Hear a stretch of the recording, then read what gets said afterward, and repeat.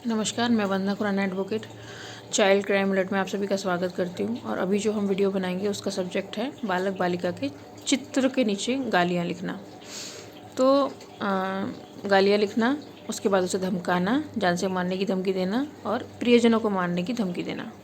ठीक है, अब हम इन वीडियोस के माध्यम से बच्चों के साथ जो होने वाली घटनाएं हैं या बच्चों के साथ जो व्यवहार किया जाता है अच्छे बुरे दोनों प्रकार के लोगों द्वारा, तो जो बुरे लोगों द्वारा व्यवहार किया जाता है वो हम यहाँ पर डिस्कस कर रहे हैं। और मैं चाहती हूँ कि हर माता पिता या बड़े भाई बहन इनको देखें, और छोटे भाई बहन को भी अगर वो समझ सकते हैं, वो भाषा समझते हैं, तो उनको भी समझाएं और दिखाएं। और अगर आपको लगता है कि आप मुझसे बेहतर समझा सकते हैं तो आप वीडियो में देखिए, कंटेंट क्या है उसको फिर अपने हिसाब से बच्चों को समझाइए, लेकिन समझाइए ज़रूर, बच्चों को टाइम दीजिए क्योंकि ज़रूरी है, वरना फिर बच्चे जो है उस अंधे रास्ते पे चले जाएंगे जहाँ पे कोई दिशा नहीं है, दिशाहीन हो जाएंगे।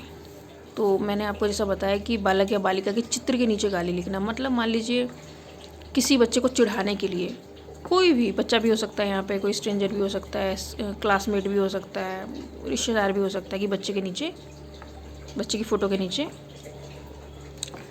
गाली लिख दे बच्चे को चिढ़ाने के लिए। तो ये, या फिर उस चीज़ को सोशल मीडिया पे पोस्ट कर दे, गाली भी लिख दी और पोस्ट भी कर दिया। अब ये बच्चे के लिए, लड़का लड़की दोनों,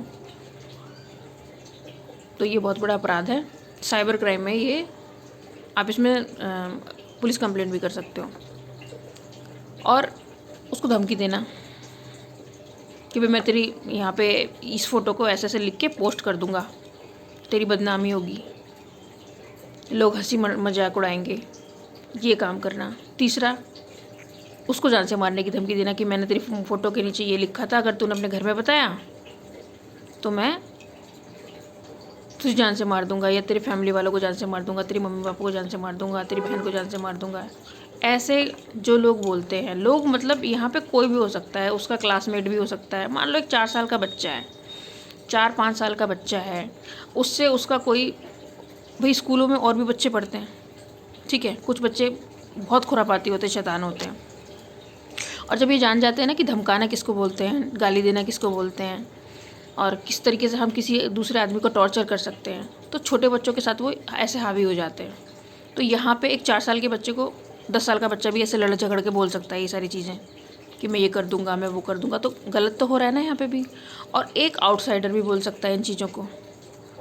मान लो आपका बच्चा 10-12 साल का स्कूल में जा रहा है, और अगर उससे 2 साल उम्र बड़ा बच्चा उसकी स्कूल का हो, या कोई बाहर का, या आउटसाइडर हो, या अननोन हो, कोई भी इस तरीके का की बात करता है, तो तुमको समझाओ कि अगर कोई तुम्हारी फ़ोटो के साथ ऐसे गलत शब्द, अपशब्द लिखता है, फ़ोटो के ऊपर लिखता है, चाहे किसी का पासपोर्ट साइज़ का फ़ोटो है, ठीक है, मान लीजिए, चलो फ़ोन को छोड़ दीजिए, यहाँ पे किसी की पासपोर्ट साइज़ का फ़ोटो है, किसी की किताब है बच्चे की, या कॉपी है, उसके ऊपर ही गाली लिख दी, तो बच्चे को चाहिए कि वो अपनी टीचर को बताए, अपने माँ बाप को बताए कि इसने, मेरे क्लासमेट ने, या क्लासमेट के अलावा उसके स्कूल में किसी बच्चे ने ये सब किया है काम। तो ये चीज़ें उसी समय कंट्रोल में आ जानी चाहिए तुरंत ही। और अगर यही सब काम एक अननोन करता है, एक स्कूल से बाहर कोई व्यक्ति करता है, जैसे जानकारी में बच्चा जिसके साथ उठता बैठता खेलता है, तब भी गलत है ये सारी चीज़ें, ठीक है। किसी की कॉपी पे, पेन पे, हाथ पे पेन से ही गाली लिख दी, मान लो किसी बच्चे के हाथ पे ही गाली लिख दी, तो ये गलत है, ये भी गलत है। एक और वीडियो मैंने एब्यूसिव लैंग्वेज, ये गालियों के ऊपर बनाई है, वो बच्चों को जो गालियाँ देना सिखाते हैं, तो वो भी आप देखिए। सिखाते हैं मतलब, मैं नहीं कह रही फैमिली वाले सिखाते हैं, लेकिन वो ऐसा एनवायरनमेंट क्रिएट कर देते हैं कि बच्चा सीख जाता है। अब आप कुत्तों की तरह भौंकोगे, लड़ोगे बच्चों के सामने, चाहे पति पत्नी लड़े, या घर के फैमिली मेम्बर लड़े, या आप अपने घर में कोई बाहर वाला आ गया और उसको गालियाँ बक रहे हो, तो बच्चा आपको ऑटोमेटिकली रैंडमली वो सीख जाएगा। तो आपने कैसा एनवायरनमेंट क्रिएट कर दिया कि जी मैंने तो नहीं सिखाई। भाई आपने नहीं सिखाई तो कहाँ से सीख गया? सुनी होगी ना कहीं, तो कहाँ कहाँ से सुनता है बच्चा? वही हम सोर्सेज बता रहे हैं कि कहाँ कहाँ से सुनता है। नंबर 1 माता पिता, उसके अलावा उसके बड़े भाई बहन हो सकते हैं, उसके अलावा उसके पड़ोस में रहने वाले हो सकते हैं, उसके साथ में खेलने वाले बच्चे हो सकते हैं, उसके साथ स्कूल जाने वाले बच्चे हो सकते हैं। उसके अलावा अब सोशल मीडिया है, फ़ोन पे मान लो कोई चीज़ स्क्रॉल कर रहा है, लोग आजकल मीमीज़ बनाते हैं, उस पर गालियाँ लिख देते हैं, और बड़ी ट्रेंड में चल रही हैं ये सारी चीज़ें, गालियाँ देना एक दूसरे को। तो ये सारी चीज़ें बहुत बड़े अपराध के भीतर घुस रहे हैं लोग। उनको नहीं पता कि आप एक मजाक में कोई चीज़ लिख रहे हो या आप एक मीम बना रहे हो, उसमें गाली लिख रहे हो, उसको अगर एक 10-12 साल का बच्चा पढ़ेगा तो वो सीख जाएगा बोलना उन चीज़ों को। वो आपसे बढ़िया मीम बना के भेजेगा और आपको गाली देगा बहुत अच्छी वाली। तो आप क्या कर रहे हो, अगर आप किसी भी उम्र के हो तो आप अपने से छोटों को, यानी कि आप आगे आने वाली पीढ़ी को और ज़्यादा ख़राब कर रहे हो, उसके अंदर कूड़ा भर रहे हो दिमाग में। तो ये कूड़ा भरना बंद करें, चाहे आपके घर में भरा जा रहा है कूड़ा या घर से बाहर भरा जा रहा है। अपने बच्चों को समझाएं कि इनके ये सारी सिचुएशंस होती हैं, तो आप हमें बताओ कौन कौन, किसने लिखा, किसने बोला, किसने उकसाया। जब बच्चा आके आपसे इन चीज़ों की शिकायत करेगा तो आप तुरंत उस चीज़ पे एक्शन लो। मैं ये नहीं कह रही पुलिस के पास जाके आप पुलिस कंप्लेंट लिखवाओ कि उसने गाली दी। आप उनके परिजन से बात करो बच्चे के, और अगर वो एजिड आदमी है तो उसकी फैमिली से बात करो, और सोसाइटी बाइकआउट करो ऐसे लोगों का।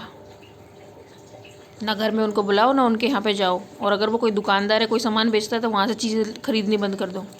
जब इनको फाइनेंशियल लॉस होगा तो इनका अब्बा भी हाथ पैर जोड़ेगा आप लोगों के। आप सब लोग इकट्ठे होइए, फैमिलीज सारी इकट्ठे होइए, अपने बच्चों के लिए सतर्क रहिए, अपराधियों की पूरी लिस्ट बनाइए, पुलिस स्टेशन में संपर्क कीजिए कौन कौन अपराधी है जो हमारे आसपास रहता है, मंडराता है या इस एरिए में रहता है। होता है ना कि लोग जमानत पे भी छूट जाते हैं, तो आप उनकी लिस्ट बनाइए, आप अपने बच्चों को पहचान कराइए, भाई इसने ये किया था, ये चोर था, ये बदमाश था, इसने ये चेन छीनी थी। सब फैमिली वालों को पता होना चाहिए कि आपके एरिया में अगर कोई अपराधी रह रहा है तो उसकी शक्ल कैसी है। और चप्पल निकाल के तैयार रहिए ऐसे लोगों के लिए, मौका मत छोड़िए। गलत काम करने की कोशिश करे वहीं चप्पल निकाल के मारिए ऐसे अपराधी को। सबसे पहले बच्चों को सतर्क कीजिए, दूसरा अपराधियों के बारे में बच्चों को समझाइए, इस तरीके के अपराध होते हैं, ऐसे ऐसे अपराधी करते हैं। अगर अपराधियों को जानते हैं, आपको डेटा आप निकाल सकते हैं, तो उनको पहचान करवाइए अपने घर में। आप अपने पहले एरिया का अपराधी की पहचान करवाएंगे अपने घर में, फिर अपने पूरे शहर के अपराधियों की पहचान करवाएंगे कि इस तरीके के अपराधी होते हैं और ये घूम रहे हैं। सारे अपराधी जेल में नहीं बैठे हुए हैं। तो जब तक आप पता ही नहीं करोगे आप कि कौन अपराधी है कौन नहीं है, तो फिर आप अपने बच्चों को सतर्क कैसे कर पाओगे। कोई बड़ा टफ काम नहीं है, बस आपके बच्चों का जीवन सुरक्षित हो जाएगा। नहीं तो इन लोगों को कुछ नहीं बिगड़ता अपराधियों का। उनके लिए 1 मरे 100 मरे 1000 मरे, कोई भी मरे, उनको फ़र्क नहीं पड़ता। उनके लिए एंटरटेनमेंट है ये सारी चीज़ें, अपराध करना। तो अपने बच्चों को सुरक्षित रखना चाहते हैं, सिर्फ भगवान से प्रार्थना करने से बात नहीं बनेगी, कुछ प्रैक्टिकल आपको भी करना पड़ेगा।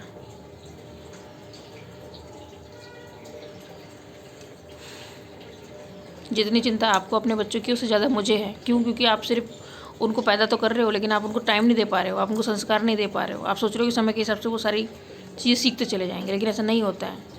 समय के हिसाब से नहीं सीखते, उनको सिखाना पड़ता है। और मैं ये नहीं कह रही बच्चे को चप्पल उठा के सिखाइए, चप्पल मारिए, उन्हें डंडा मारिए, नहीं। बच्चों को तो आप बहुत प्यार से समझा सकते हो, लेकिन जो बाहर का अपराधी है उसके लिए चप्पल और डंडा उठाना पड़ेगा। वो सुधरे ना सुधरे, आप चप्पल डंडा उठा लीजिए, वो आपको एरिया में दिखाई नहीं देगा, भगा दीजिए उसे एरिया से। अगर उसकी फैमिली उसका सपोर्ट करती है बदमाश का, तो उस अपराधी का, तो आप उसकी फैमिली का बाइकआउट कीजिए। ये तो करना पड़ेगा आपको, आज नहीं तो कल। और अगर आप नहीं करोगे तो फिर आप तैयार रहो, अगला बदमाश आपके घर में से निकलेगा, वो भी सेम चीज़ रिपीट करेगा, फिर आप कुछ नहीं कर पाओगे। तो पहले अपना घर, क्योंकि अगर एक आदमी अपना घर सिक्योर करते चले जाएंगे तो अपराधी, जो आपराधिक मानसिकता जो एक बच्चे की जो बचपन से बनने लग जाती है गलत संगत के द्वारा या किसी भी तरीके से, वो आप ख़त्म कर दोगे यहाँ से। तो किसी फैमिली से कोई आदमी बाहर निकल के गलत नहीं करेगा, कोई भी लड़का लड़की, क्योंकि आपने उसकी जड़ों पे ही कंट्रोल कर लिया। और जब आप जड़ों पे ही कंट्रोल नहीं कर पाओगे तो कल अगला बच्चा आपका होगा। कल को बड़ा हो गया, हो सकता है वो किसी गलत चीज़ों में लिप्त हो जाए, कल किसी को चाकू मारा है गुस्से में जाके, कुछ भी कर सकता है गलत। तो आप सतर्क रहिए, अपने बच्चों का ध्यान रखिए, संगठित रहिए। फैमिली संगठित हो, फैमिली का मतलब ये नहीं कि चाचा ताऊ मामा ये सब संगठित का मतलब आप अपने एरिया में कितने फैमिलीज़ आप संगठित रहती हो। अब 10 फैमिली संगठित होइए, पहले 20 होइए, 50 होइए, 100 होइए, एक दूसरे से मिलिए, बताइए हमारे एरिया में ये अपराधी है, इस या ऐसी ऐसी घटनाएं यहाँ इस एरिया में होती है, इस रोड पे होती है, उधर मत जाओ, ये आदमी अपराधी है, इसका ध्यान रखो। ये नहीं है कि मैं सिर्फ छोटे बच्चों को ही सतर्क करने के लिए वीडियो बना रही हूँ, आप खुद भी सतर्क रहिए। उतना भी प्रैक्टिकल मत बनिए कि कल को आप जिन लोगों के लिए कमा रहे हैं वो आपको दिखाई ना दे फिर, और फिर आप रोते रह जाएंगे जब अपने बच्चों के साथ कुछ हो जाएगा। तो आप ऐसा मौका ही मत दो अपराधियों को कि वो किसी के भी बच्चे के साथ कुछ कर सके। संगठित रहिए। यहाँ पे ये नहीं है कि मैं अपनी जात बिरादरी वाले के साथ ही उसी की हेल्प करूँगा जो जिससे मेरा प्रॉफिट होता है। जब तक आप ये सोचते रहेंगे तब तक फिर जो मेरा उद्देश्य है ये वीडियोस बनाने का वो कभी पूरा नहीं हो पाएगा, क्योंकि फिर हर घर में आग लगेगी, हर कुछ दिन बाद वही आदमी रोएगा, बाकी बोलेंगे हमें तो पता था ऐसा होना था। फिर आप भी बोलोगे किसी घर में कोई मरेगा, अरे मैं पता था उसके साथ तो ऐसा ही होना था। तो जब आप तैयार आप क्या इसलिए बच्चों को पैदा कर रहे हो कि कल को कोई मार के चला जाए या उनको नुकसान पहुंचा के चला जाए, या उनका एक्सीडेंट कर दे, कोई घटना कर दे उसके साथ। कोई माता पिता नहीं सोचता इस पर, चाहे उसके 2 बच्चे हो या उसके 4 बच्चे हो या 6 हो, 8 हो, 10 हो, जो उनके बच्चे हो, कुछ भी हो।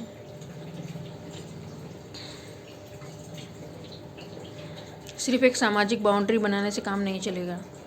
अगर बाउंड्री बनानी है तो अपराधियों के प्रति बनाइए, ताकि अपराधी बाउंड्री के अंदर आने से सोचे 1000 बार कि मेरी टांग तोड़ दी जाएगी अगर मैं बाउंड्री मैंने क्रॉस करने की कोशिश की। तो होता है कुछ लोगों में अपराध करने की ऐसी प्रवृत्ति होती है कि वो छूटती नहीं है उनकी। तो आप उनको आइडेंटिफाई कीजिए, अपने बच्चों से आइडेंटिफाई कराइए, बताइए उनको कि ये अपराधी है, इनको ध्यान रखें। घर की महिलाओं को पता होना चाहिए कि बाहर कितने बदमाश घूम रहे हैं, उनकी शक्लें क्या है। कोई बहुत बड़ा काम नहीं है ये। आपकी सोसाइटी में RWA होगी, उनकी हेल्प लीजिए। वो किस लिए बैठे हैं, किस लिए मेंबरशिप फीस लेते हैं आप लोगों से? सिर्फ मीटिंगें करने के लिए, चाय समोसा खाने के लिए? आप उनको बोलिए कि जितने अपराधी हैं उनकी लिस्ट निकालें, फ़ोटो लगाए बाकायदा अपने ऑफिस में। NGO होंगे आपके एरिया में, उस NGOs को बोलिए आप इन चीज़ों को करने के लिए। फ़ोटो सर्कुलेट कीजिए। आपको पता होना चाहिए, आपके फ़ोन में फ़ोटोज़ होनी चाहिए सारे अपराधियों की कि भाई हमारे एरिया के अपराधी ये, इनसे सतर्क रहना है। और ये कोई वो अपराध नहीं है कि कल को कोई आपको बोलेगा अच्छा हमें आपने अपराधी डिक्लेयर कर रखा है, हमें तो कोर्ट ने नहीं किया आप अपराधी डिक्लेयर। क्योंकि जो उस एरिया में रहते हैं वो अच्छे से जानते हैं कि कौन अपराधी है कौन नहीं। अगर आपके एरिया में कोई रहता होगा तो आप बहुत अच्छे से जानते हो, क्योंकि जो जहाँ पे पैदा हुआ है, पला बड़ा है, तो उसकी जो मानसिकता है वो लोग पहचानते हैं अच्छे से। उसमें किसी को बताने की ज़रूरत नहीं है, प्रूफ करने की ज़रूरत नहीं है कि इसने ऐसा किया होगा। और मैं ये भी नहीं कह रही 100% सारे 100 के 100 अपराधी हैं, हो सकता है उसमें कोई निर्दोष भी हो। तो ये आप आइडेंटिफाई कीजिए, पता कीजिए। मालूम चल जाता है, पड़ोस से जानकार से पता लग जाता है कि ये इस प्रकार का व्यक्ति है। तो आप ऐसे लोगों से सतर्क रहिए। अगर आप भी सतर्क रहेंगे, आपके बच्चे सतर्क रहेंगे, तो फिर अच्छा, उन बच्चों का भविष्य अच्छा होगा और आपको कभी चिंता करने की ज़रूरत नहीं पड़ेगी। क्योंकि जो काम आप अपने एरिया में कर रहे हो वो काम पूरा फिर देश में होगा। आप अपने बच्चे को कहीं भी भेज सकते हो, घूमने फिरने के लिए, खाने पीने के लिए। आपको कभी लेट नाइट इंतज़ार करने की ज़रूरत नहीं पड़ेगी कि मेरे बच्चा पता नहीं कहाँ होगा, कैसा होगा, कोई उसके साथ कुछ कर ना दे। क्योंकि जैसे आप जागते हो रात को अभी टेंशन में, ज़रूरत नहीं पड़ेगी। क्योंकि पहले नंबर एक तो बच्चा इस एरिया में जाएगा नहीं जहाँ उसके साथ कोई घटना घट जाए। दूसरा, पहले ऐसा और एरिया होगा ही नहीं जहाँ पे उसके साथ कोई घटना घट जाए। तो आप अपना एरिया सुरक्षित कर लीजिए, सब ठीक हो जाएगा। बाकी अगर आपको लगता है कि किसी और टॉपिक पे मैं वीडियो बनाऊँ तो आप ज़रूर बताइए, कमेंट कीजिए। अगर आपको वीडियो अच्छी लगी है तो शेयर कीजिए, सब्सक्राइब कीजिए और बताइए बच्चों को कि क्या क्या उनके साथ घटनाएं घट सकती है। क्योंकि अगर आप सोचते हो कि समय के साथ हम बताएंगे तो फिर वो समय निकल जाएगा, वो समय कभी नहीं आएगा। जैसे मैं भी समय निकाल रही हूँ ये वीडियो बनाने के लिए कि आप 1 बार देखिए, 2 बार देखिए, 50 बार देखिए, बच्चों को दिखाइए। एक बच्चा जो भाषा समझना सीख जाता है उसको दिखाइए बार बार, वो समझेगा और आपसे ज़्यादा अलर्ट आपके बच्चे रहेंगे। इसी के साथ मैं वीडियो समाप्त करती हूँ। वंदे मातरम।